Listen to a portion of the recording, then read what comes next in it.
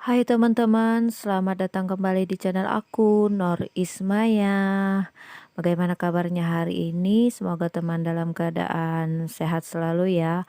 Masih semangat untuk berlatih, mempersiapkan diri teman-teman untuk mempersiapkan tes CPNS tahun 2021 mendatang.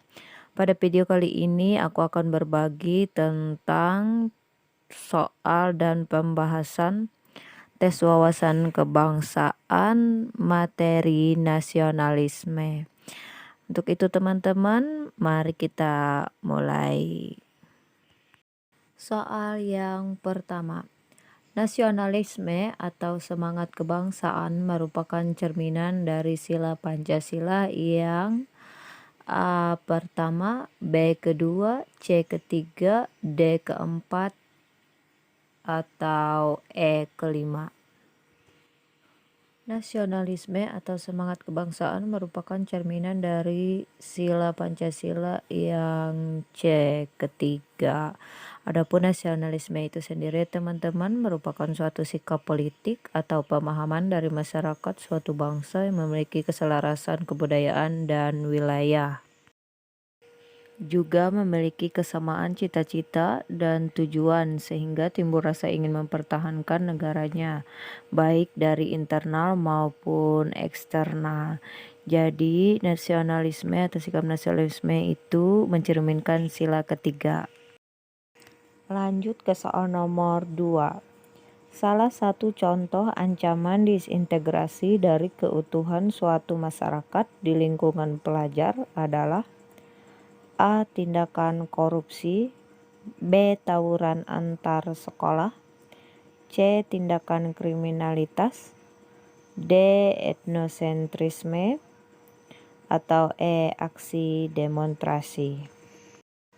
Salah satu contoh ancaman disintegrasi dari keutuhan suatu masyarakat di lingkungan pelajar adalah B ya teman-teman, tawuran antar sekolah. Kalau A itu tindakan korupsi termasuk ancaman disintegrasi dari keutuhan suatu masyarakat di bidang politik ya teman-teman. Kalau tindakan kriminalitas dan aksi demonstrasi itu termasuk dalam ancaman disintegrasi sosial.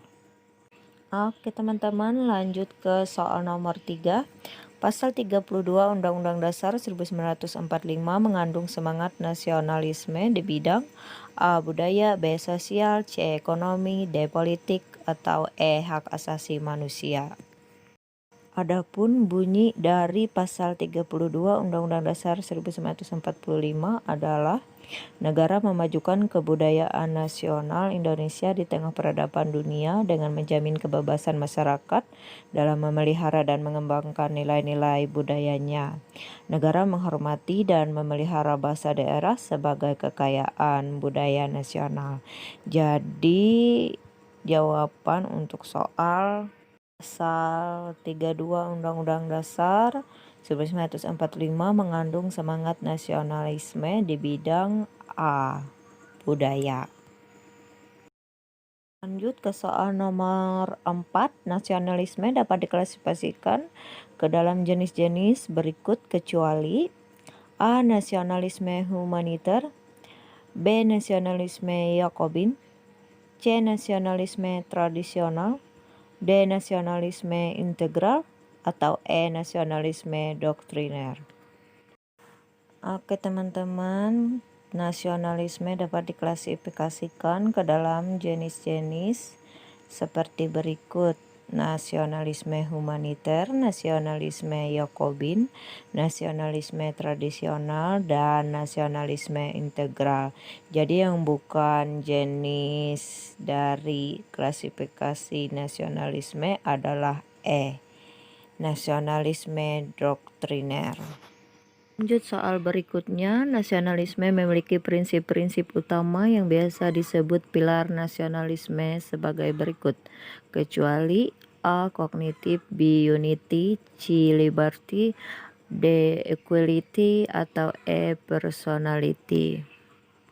Adapun pilar pilar dari nasionalisme itu sendiri adalah kesatuan atau unity, kebebasan atau liberty, kesamaan atau equality, kepribadian atau individuality, dan prestasi atau performance. Jadi yang bukan merupakan pilar nasionalisme adalah A. Kognitif.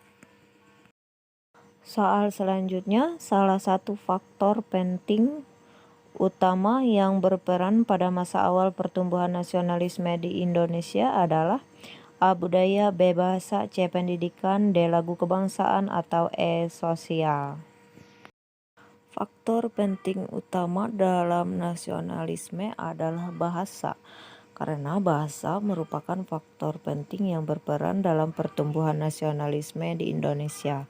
Kesamaan bahasa membuat adanya komunikasi antar sesama manusia atau satu bangsa yang menceritakan akan adanya kesamaan nasib yang pada masa itu dijajah oleh bangsa lain. Jadi salah satu faktor penting utama yang berperan pada masa awal pertumbuhan nasionalisme di Indonesia adalah B. Bahasa. Lanjut ke soal selanjutnya, bendera pusaka disimpan dan tidak dikibarkan lagi pada hari ulang tahun kemerdekaan Republik Indonesia sejak tahun A. 1946, B. 1959, atau C. 1966, D. 1969, atau E. 1972. Bendera pusaka disimpan dan tidak dikibarkan lagi pada hari ulang tahun kemerdekaan Republik Indonesia sejak tahun 1969. Jadi jawabannya adalah D, teman-teman. Untuk kita ketahui, bendera pusaka itu disimpan dari tahun 1969. Selanjutnya, salah satu penghambat integrasi nasional adalah adanya suku bangsa yang menilai budaya suku bangsa lain berdasarkan standar budayanya sendiri sehingga kebudayaan lain terlihat buruk. Paham ini disebut dengan A. Primordialisme, B. Kaupisme, C. Pragmatisme, D. Non-integralistis, atau E. Etnosentralisme.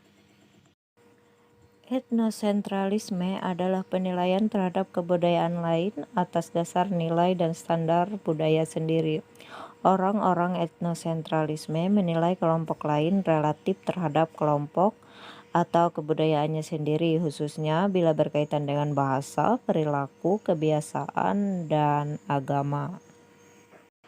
Adapun primordialisme adalah suatu perasaan-perasaan dimiliki oleh seseorang yang sangat menjunjung tinggi ikatan sosial yang berupa nilai-nilai, norma, dan kebiasaan-kebiasaan yang bersumber dari etnik, ras, tradisi, dan kebudayaan yang dibawa sejak seorang individu baru dilahirkan.